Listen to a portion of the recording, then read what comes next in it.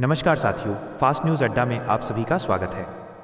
उत्तर प्रदेश की सियासत से लेकर देश की राजनीति तक जब भी कोई बड़ा भूचाल आता है तो उसका केंद्र बिंदु लखनऊ का मॉल एवेन्यू जरूर बनता है। बहुजन समाज पार्टी की राष्ट्रीय अध्यक्ष और यूपी की पूर्व मुख्यमंत्री आयरन लेडी मायावती ने एक बार फिर से सक्रिय होकर विरोधियों की नींद उड़ा दी है। आज हम बात करने जा रहे हैं मायावती से जुड़ी उन 10 बड़ी खबरों की जिन्होंने इस वक्त पूरे देश के सियासी गलियारों में खलबली मचा रखी है। चाहे वो आगामी 2027 के विधानसभा चुनावों के लिए ब्राह्मण कार्ड खेलना हो, अयोध्या राम मंदिर के चढ़ावे में हुए घोटाले पर दिया गया कड़ा बयान हो, या फिर पार्टी के अंदर भतीजे आकाश आनंद को लेकर लिए गए बड़े फैसले हों। इन सभी खबरों का पूरा विश्लेषण आज हम आपके सामने रखने जा रहे हैं। अगर आप भी राजनीति की हर एक इनसाइड स्टोरी और मायावती के अगले मास्टर स्ट्रोक के बारे में सबसे पहले जानना चाहते हैं तो हमारे चैनल फास्ट न्यूज़ अड्डा को अभी सब्सक्राइब करें और बेल आइकन दबाना बिल्कुल न भूलें, क्योंकि यहाँ आपको मिलती है बिना रुके बिना थके सबसे सटीक सियासी खबर। उत्तर प्रदेश की राजनीति में बहुजन समाज पार्टी की सुप्रीमो मायावती ने आगामी 2027 के विधानसभा चुनावों को ध्यान में रखते हुए अपनी सोशल इंजीनियरिंग की रणनीति को पूरी तरह बदल दिया है। मायावती ने साफ तौर पर ऐलान किया है कि उत्तर प्रदेश में सवर्णों और विशेषकर ब्राह्मण समाज का हित केवल और केवल बसपा के शासनकाल में ही सुरक्षित है। उन्होंने विपक्षी पार्टियों, खासकर समाजवादी पार्टी पर निशाना साधते हुए कहा कि जब से बसपा ने आगामी विधानसभा चुनावों के लिए ब्राह्मण समाज के नेताओं को मैदान में उतारना और उन्हें बड़ी जिम्मेदारियां देना शुरू किया है, तब से विपक्षी खेमे में भारी बेचैनी देखी जा रही है। मायावती ने याद दिलाया कि 2007 में जब बसपा की पूर्ण बहुमत की सरकार बनी थी तब ब्राह्मण समाज को शासन और प्रशासन के हर स्तर पर पूरा मान सम्मान और उचित भागीदारी दी गई थी। उन्होंने सर्वजन हिताय सर्वजन सुखाय की नीति को दोहराते हुए कहा कि बसपा कथनी और करनी में विश्वास रखती है और आने वाले चुनावों में पार्टी इसी फॉर्मूले के तहत आगे बढ़ेगी। अयोध्या के श्री राम मंदिर में चढ़ावे और दान के पैसों में कथित हेराफेरी और गबन के मामलों पर मायावती ने बेहद कड़ा और बेबाक रुख अपनाया है। उन्होंने इस पूरे मामले को अत्यंत गंभीर और चिंताजनक बताते हुए कहा कि भगवान के घर में आस्था के साथ खिलवाड़ करने वाले किसी भी दोषी को किसी भी कीमत पर बख्शा नहीं जाना चाहिए। हालांकि उन्होंने इस मुद्दे पर राजनीति करने वाले दलों को भी आड़े हाथों लिया। मायावती ने साफ किया कि इस संवेदनशील धार्मिक मुद्दे का राजनीतिकरण करना देश और जनता के हित में बिल्कुल नहीं है। उन्होंने केंद्र और राज्य सरकार को सुझाव दिया कि भविष्य में ऐसी किसी भी गड़बड़ी को रोकने के लिए अयोध्या राम मंदिर में भी देश के अन्य प्रसिद्ध और बड़े मंदिरों की तर्ज पर पारदर्शी अकाउंटिंग और ऑडिटिंग सिस्टम लागू किया जाना चाहिए, ताकि भक्तों के दान की पाई पाई का सही हिसाब रखा जा सके और जनता की आस्था को ठेस न पहुंचे। पार्टी के संगठनात्मक ढांचे को मजबूत करने और भविष्य के नेतृत्व को तैयार करने के लिए मायावती ने अपने भतीजे आकाश आनंद को लेकर एक बार फिर बड़ा फैसला लिया है।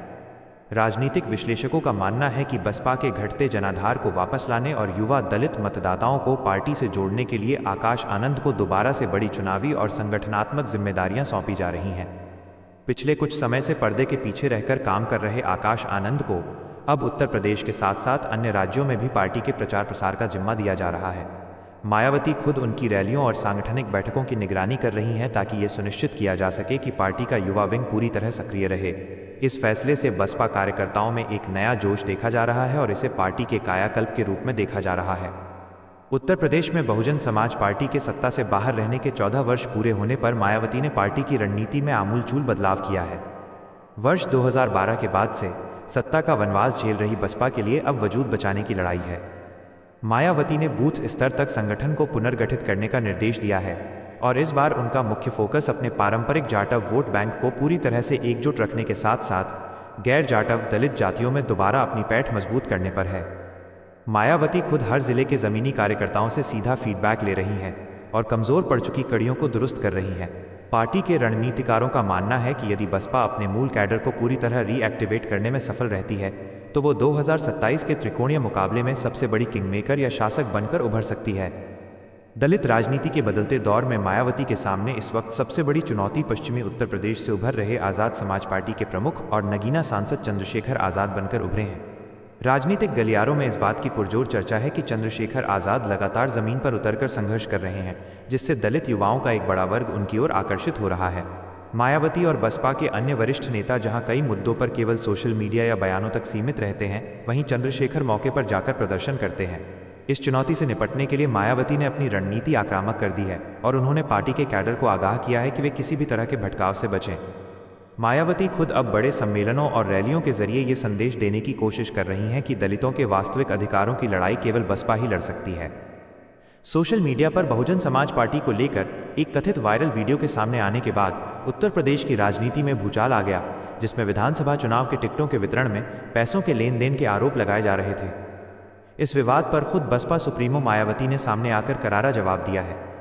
मायावती ने इन सभी आरोपों को सिरे से खारिज करते हुए इसे बसपा की छवि को धूमिल करने और मिशन 2027 को नुकसान पहुंचाने की एक गहरी साजिश करार दिया है।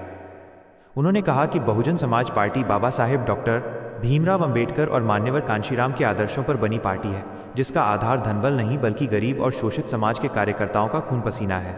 उन्होंने विरोधियों को चेतावनी दी कि ऐसी घटिया हरकतों से बसपा का कारवां रुकने वाला नहीं है और जनता इसका जवाब चुनाव में देगी। आगामी विधानसभा चुनावों के मद्देनजर मायावती ने उत्तर प्रदेश की सभी विधानसभा सीटों के लिए प्रभारियों की नियुक्ति की प्रक्रिया तेज कर दी है। बसपा की ये पुरानी परंपरा रही है कि चुनाव से काफी पहले जिन नेताओं को विधानसभा प्रभारी बनाया जाता है वही अंततः पार्टी के घोषित उम्मीदवार होते हैं। मायावती इस बार खुद एक सीट के सामाजिक समीकरणों का अध्ययन कर रही हैं। लखनऊ स्थित पार्टी मुख्यालय में लगातार गुप्त बैठकें चल रही हैं, जहां उम्मीदवारों के नाम फाइनल किए जा रहे हैं। मायावती का पूरा ध्यान इस बात पर है कि टिकट वितरण में केवल जिताऊ और वफादार कार्यकर्ताओं को ही तरजीह दी जाए, ताकि ऐन वक्त पर पार्टी को दगाबाजी का सामना न करना पड़े। पश्चिमी यूपी से लेकर पूर्वांचल तक बसपा ने कई सीटों पर अपने प्रभारियों के नामों का अनौपचारिक ऐलान भी कर दिया है। देश में बढ़ती महंगाई, बेरोजगारी और आर्थिक नीतियों को लेकर मायावती ने केंद्र सरकार और भारतीय जनता पार्टी पर तीखा हमला बोला है। आगरा में आयोजित एक बड़ी जनसभा को संबोधित करते हुए मायावती ने कहा कि सरकार की गलत आर्थिक नीतियों के कारण देश का छोटा और मध्यम वर्ग का व्यापारी पूरी तरह बर्बाद हो चुका है। महंगाई आसमान छू रही है, जिससे गरीब और मजदूर परिवार का जीना मुहाल हो गया है।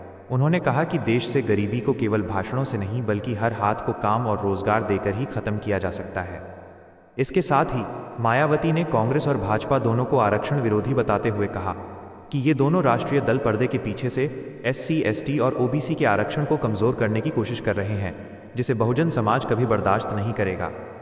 उत्तर प्रदेश के साथ साथ मायावती देश के अन्य राज्यों में भी बहुजन समाज पार्टी के विस्तार को लेकर काफी गंभीर हैं।